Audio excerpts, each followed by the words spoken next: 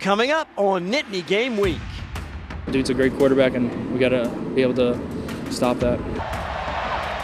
UCLA gashes the Nittany Lions' run defense. What makes catching up to and bringing down quarterback Nico Iamaleava so difficult for PSU's linebackers? There's going to be a lot out there to divide, and we got to tune all that out and stick together. There's no sugarcoating it. It's a historic upset to the Bruins. The way Penn State is dealing with the shocking loss and the major reasons why it happens. Driving up to games for her was like Christmas morning. And it's a watch party that features the everlasting spirit of a true blue Penn State fan, where the forever bright blue and white fundraiser takes place and who it benefits. This is Nittany Game Week.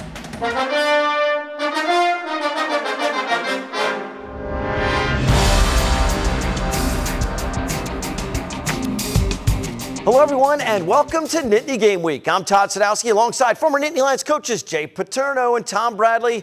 Gentlemen, it's been a long time since we've had to discuss two consecutive Penn State losses, yet here we are. And this setback in California is a tough one to comprehend as Penn State ends up on the wrong side of a historic upset. Well, nobody saw this coming. Everybody figured this was the get-right game, go out there in UCLA. And you know what? Give credit to UCLA. They came to play, and Penn State just had a tough day. They sure did, but anytime you go on the road, you can anticipate that and the travel. It's a long haul to get out there. But I'll tell you what, UCLA, they came with a purpose. They went after it, and once they got going, it became something that was going to be tough to stop. Yeah, highly motivated team. It is not easy to say why the upset happened. We can discuss what and how it happened in our opening drive. A little strange to see a game in a mostly empty Rose Bowl. First time UCLA hosts Penn State in a Big Ten regular season game. Nittany Lions come onto the field a 25-point favorite. UCLA quickly establishes the run and never stops. 77 plays for the offense, 269 rushing yards, almost 40 minutes time of possession, Jay. Well, UCLA was very well organized for a team that just found out that their coordinator was going to be calling plays 2 days earlier. They got the lead early, and then throughout the rest of the game with the lead, they were running the ball, running the clock down, running the clock down, and frustrating Penn State, no question. And Tom, the QB, Nico Iamaleava, just gashes them on the ground all day long. Penn State is slow to set up a spy on him with Tony Rojas not able to play. Give us an idea how big of a headache a running quarterback can be for a defense. You always have to be alert for that when the guy can run the ball. And I'm not saying everybody's making a big deal about this spy thing. Hey, listen, you have rush lanes, you have different things. Guys should know, hey, this is the type of guy we're facing. When you're playing a guy like him, you're going to be a little bit different than if you're playing somebody else. And even if he is in front of you, it's not easy to bring him down. After the game, I talked with a couple of the linebackers about UCLA's offense and not being able to get them off the field.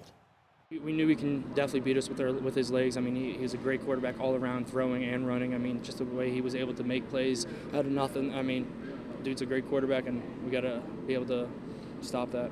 They're the underdogs. They're at home. Everybody counted them out, so they got that mindset. That they had that hungry mindset, and I feel like they definitely came to play, obviously. Yeah, Nico was very efficient throwing the ball. 17 of 24 for 166 yards and 2 scores. On offense, they leaned heavily on their quarterback, Drew Aller, and really played pretty well, made a lot of good plays, but it's usually not a good sign for team's leading rusher is the quarterback. No, that's not a good sign unless you're in a quarterback-run offense, but that is not when you have a drop-back quarterback and he's your leading rusher. Drew showed a lot of fight in this one. We've seen in back-to-back games, 4th down calls for Aller to run the ball get stuffed. 2 issues to mention, Jay, is the lack of production from the passing attack. Aller doesn't even have 1,000 yards passing, and the leading receiver is a little over 200 yards for the season. The lack of touches for Katron Allen is the other. No question. When you look at the outside, people are going to challenge them on the outside to beat them. And when they do that, you better be able to run the ball and put some pressure to help get them to do some things. And Penn State has not been able to establish the run game, has not really done a good enough job. It's a little late in the game getting the tight ends involved because they were already behind, but they're going to have to really lean on those guys in the pass game. Aller was definitive in his belief in this team. The job as an offense is to go out and score points. We didn't score enough points today. I don't care what the situation is. Our job is to go out every possession and put points up on the board, whether it's a touchdown or a field goal. And we didn't do that today, and that's what it came down to. But we did fight. So there's no lack of resiliency in this team. We just got to find a way to come out with a different result. And here's the 4th and 2 play where he is met in the backfield to effectively end their chances. 11 rushing attempts for Drew, same amount for Nick Singleton, only 8 for Katron Allen. It is hard to get into a rhythm for the offense when they get the ball for their second possession of the game midway through the second quarter. The Tom's special teams swings the momentum several times in this game, most notably from the onside kick from UCLA that catches Penn State completely off guard. Well, that was not something that was decided on game day. They had planned that from the beginning. There was something they saw on film that they noticed, and they were told, hey, first half time we scored, the team knew it. We're going for it. And that was a tendency that they saw. It's 10-0 before Penn State calls their first play. By that time, the Bruins are beaming with confidence. Jay, the Nittany Lions execute a beautiful punt block to get right back into the game in the third quarter. No question, that was the moment, and that's when you want the defense to come out and get a shutdown possession. They didn't do it, and that was really, despite that swing, they squandered it. So that's what and how it happens. Once it's a reality, Coach Franklin contemplates why the upset happens. Did not come out with the right energy to start the game.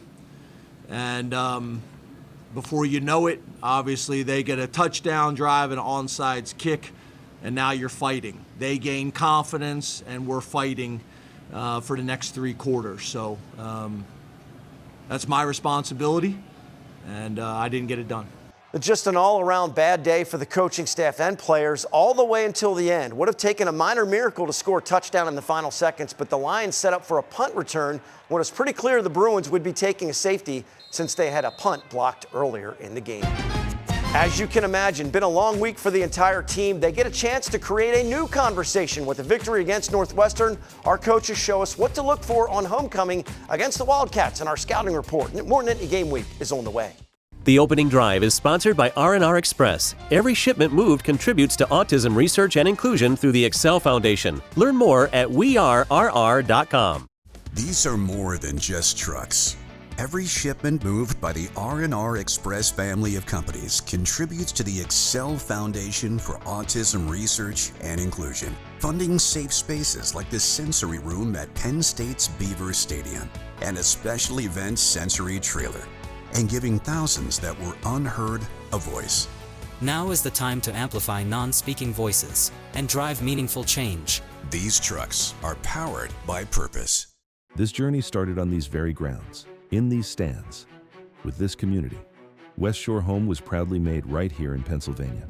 We took a passion, a drive, and built a company that believes in hard work and success, just like this football team. Remember going to your first game? The roar of the crowd? The feeling of being part of something bigger? That's a feeling you never forget. Bring that same feeling to your home with an extra $750 off in addition to our current offer by visiting westshorehome.com/PSU.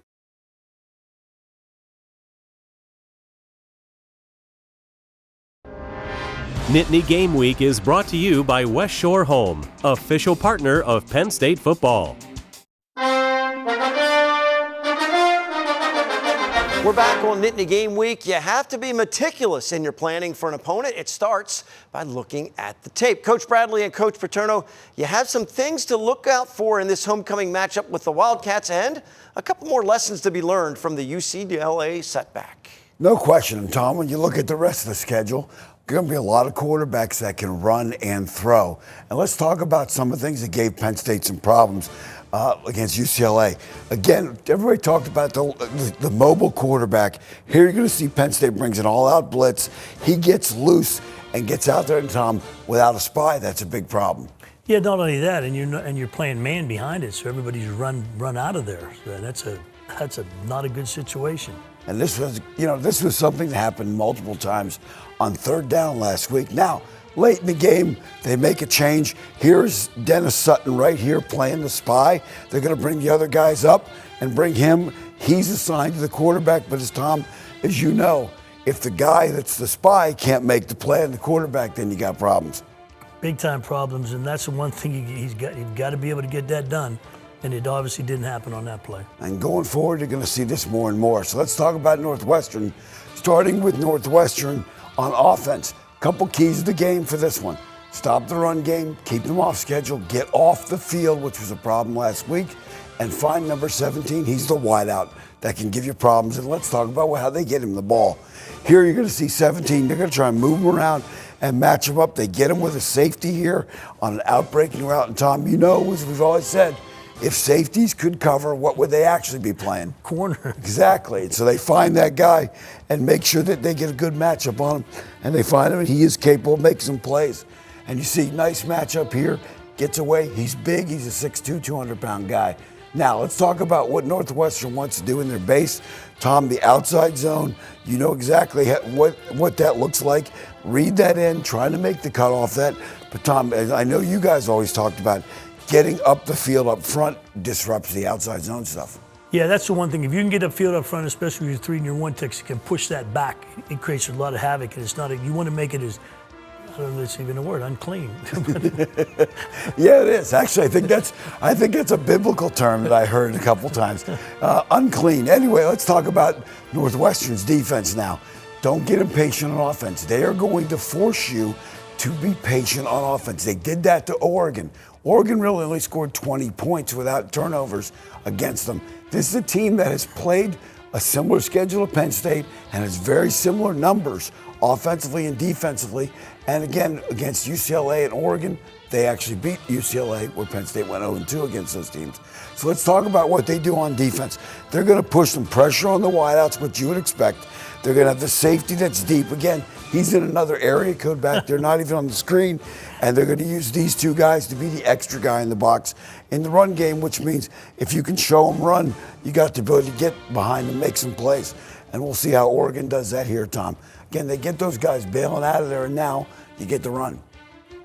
Yeah, I think that's the thing that's interesting here. You're going to see a little bit of with the deep safety, as you said, you know. There's going to be 10 guys around the ball, but he's not in the same area code, okay? Absolutely. Now, third downs is where you really got to make your hay against this team. They're going to give us some exotic looks. They're going to push these guys up here, pressure them. They're going to give you the out throw up to the top. They're going to play far off and give you that throw. Drew Aller has the arm to make that throw, and they're going to bring blitzes inside and drop people and make you play. Really good play by this corner against a really good wideout, Tom. Yeah, it is a thing, but I think the point you made is very important. That Drew's got to understand, hey, I got to take control of this team right now.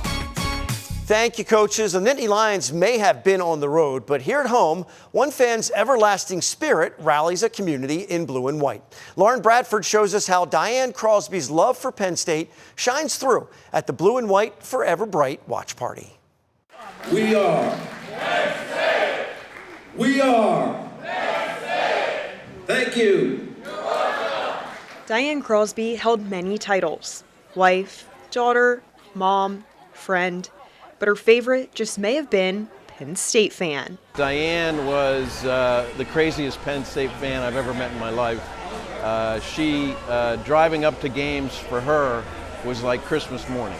We would go to the football games with Di and Matt, and we were doing that for 20 plus years, and it was so fun for so many years, and it was really because of Diane. Like, she drove everything about the football and the tailgating and the whole experience. A fan until the end, Diane lost her battle with pancreatic cancer in December of 2024. For my mom, you know, she was the healthiest person I knew.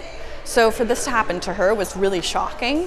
So I think it's really important to raise awareness. Her family coming up with the perfect way to celebrate her. A Penn State watch party dedicated to fighting pancreatic cancer. I can't think of a better way to honor her. A golf tournament wouldn't do it. So this is perfect for Diane. All the money raised will go to the Sina Magowitz Foundation, supporting research and families affected by the disease.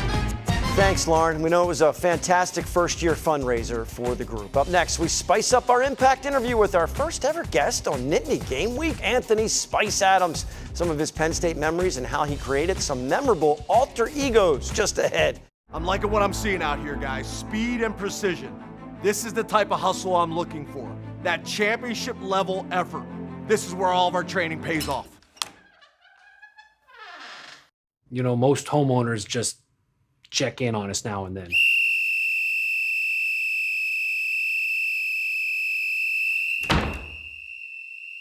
Every West Shore home installer is a highly trained employee that can stand up to scrutiny from anyone. Let's go do this!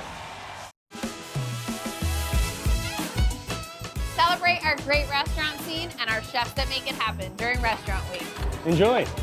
The Pocono Mountains is the best when it comes to creative food and beverage. Why not try something new? Or sample our international flavors. And mountain favorites. These are the most delicious weeks of the year.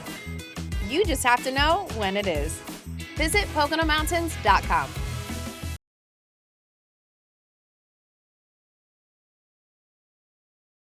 Impact Interview is sponsored by the Pocono Mountains, where small-town charm meets big adventures. Book your trip today by visiting PoconoMountains.com. Well, welcome back to Nittany Game Week. Time for our Impact Interview. And, this week's guest was our very first Impact Interview when we started this show 5 seasons ago, and he has proven to be a very, very difficult act to follow. Anthony Spice Adams, former All-Big Ten, former NFL defensive lineman. You spent 9 years in the NFL, and then you retired, and your next move was kind of like a preview of what was to come, right? You made a fake retirement ceremony video at a White Castle that went viral. Did you have any idea that what would come next from that point on? And it's, like I said, been a preview of all the fun stuff you've been able to do since then. Yeah, actually, that press conference was kind of real. It's just like I told everybody to come out, and that was the people that was there, just people who worked at White Castle at the time.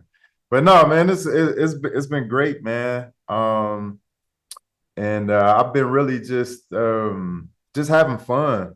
And this whole thing really kind of started as a dare. My teammates was just like, man, it'd be cool to see you put your own spin on some of these videos that I've seen. And then so I created some and I sent it out to my teammates, and they said, yeah, man, put it out, man. Everybody, see how funny you are in the locker room. So now the whole world get a chance to see. So I put it out on YouTube, and then I started editing the videos. I started getting better at it, and then I started dropping them every 2 weeks, then every week. And then now it's like I do this stuff every day on, Twitter, Instagram, and Snapchat, and just social media as a whole, man. It's been fun, man. Because I know back in high school, you started out with your original nickname of Fatback, and you did a skit in high school where you wore like your Pop Warner jacket and did a skit. But since then, you've created Cream Bigums, Old Heads, and your laugh has gone viral. And even the yellow Leon Lemons meme is everywhere. How do you come up with all this original stuff and all these characters? I think it was just me observing a lot of my uncles and friends of the family that came around the house, and they would like to barbecue and play dominoes and shoot pool and play spades and all of those things. And me being the only child, I didn't have any brothers and sisters. Just me being around company, I used to always just be taking notes at how people used to walk, how people used to dance, how people talked. Because, they would always tell me, hey, man, stay out of grown folk business or whatever. But it was just me sneaking around the corner, just, peeping game on all the old heads and things like that. So all the characters that I make up is just everything that I saw growing up, being around the house and being around my family. So it's fun to do. It's fun. It's a release for me. And a lot of times people will watch it on Instagram or YouTube or something like that and say, oh, this reminds me of my dad. This reminds me of my uncle. Because I think everybody got at least a friend of the family that kind of act like one of those uncles that kind of embarrass you every family reunion or every time you see them. Scrap, I'm sure you're familiar. I am that uncle. Hey, as part of your acting career, you appeared on the HBO series Ballers. What did you learn about the profession from that experience? You know what? It's kind of just like football. I'm starting to understand everything that was taught to me about how, football kind of prepares you for real life, because you get a playbook, and that playbook is, the lines that you got to learn. And then when you get out there on that scene, when they put that camera on you, now you're out in the field. Now you got to run those plays. Now you got to make those plays come to life. So that's kind of like my experience with Ballers. And what was so crazy is you get the script, right? You go over it frontwards, backwards. I know it from the middle. I know it from the bottom. I know it from the top, like all of it, right? So The Rock comes in and he's just like, I see him. I'm like, oh, boom, okay, boom, that's him, Dwayne The Rock Johnson. Boom, let me get myself together. Boom, I got my lines. He's like, hey man, hey, what's up? What's up, Spice? He goes in for the hand joint like this. Or no, he goes in for the hand like this, and I'm going with the fist bump. So then it switches. When he sees the fist bump, he goes to the fist, I go to the hand. So now it's just like, it's awkward now at this point. So now we're doing this for a good, it's probably 2 seconds, but to me, it feels like, 5 minutes, and it's just going on way too long. And I'm just like, man. So now it's awkward, and I'm going over the lines, and now it's action, and I'm still like this. He already went over his line. I'm still on mine, like, oh, right. So the restaurant, yep. So I'm just completely bombed that, man. But great experience once I got my bearings all together, man. And I had a good time, man. You never know what to expect when Spice Adams is the guest. Make sure you go to nittany-game-week.com for the entire conversation, which I promise is worth checking out, along with our web-exclusive content like our Nittany Connect network of businesses and the Nittany Game Week podcast. Don't go anywhere, still to come. Tom recognizes his scrap metal winner. No give up in this guy, despite the loss on the West Coast. We're heading into the final minutes on Nittany Game Week. Nittany Game Week is brought to you by West Shore Home, official partner of Penn State Football. Pocono Television Network is everywhere you are, including broadcast, cable, and streaming. Download the free PTN app on Roku, Fire TV, Apple TV, and iPhone, Android, Google, and smart TVs. Or rescan and get the PTN digital signal in Philly, Harrisburg, Baltimore, and Scranton-Wilkes-Barre. Or if you're on cable, PTN is on Blue Ridge, Service Electric, and more, where you can watch PTN, the Pocono Television Network, anytime at PoconoTelevision.com. These are more than just trucks. Every shipment moved by the R&R Express family of companies contributes to the Excel Foundation for Autism Research and Inclusion, funding safe spaces like the sensory room at Penn State's Beaver Stadium and a special event sensory trailer, and giving thousands that were unheard a voice. Now is the time to amplify non-speaking voices and drive meaningful change. These trucks are powered by purpose.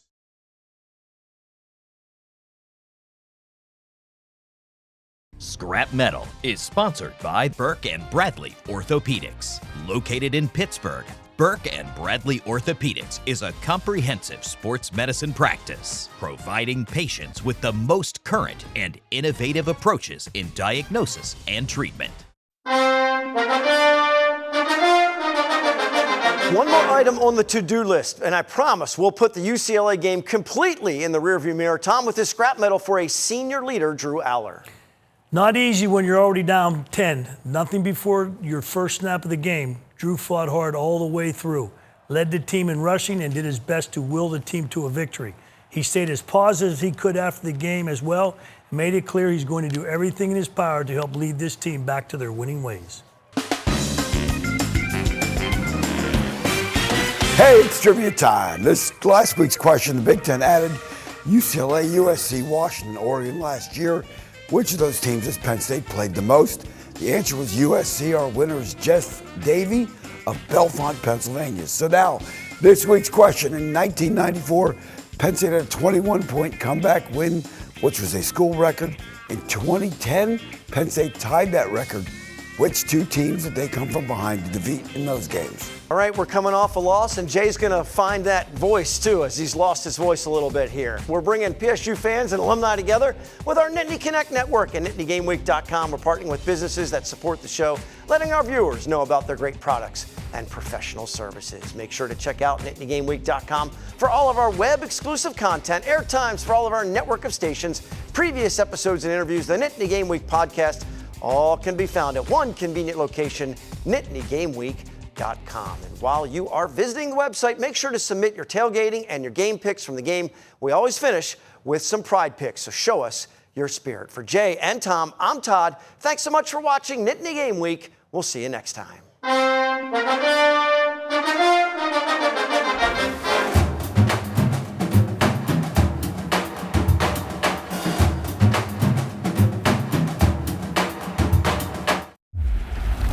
Every week, our groundskeepers are meticulously mowing, painting, repairing any damage from the previous game in preparation for Saturday. Our contributions to the team are providing safe playing surfaces for the athletes to showcase their abilities on. There's a lot of history here. Being able to be a part of that has been incredibly special for me.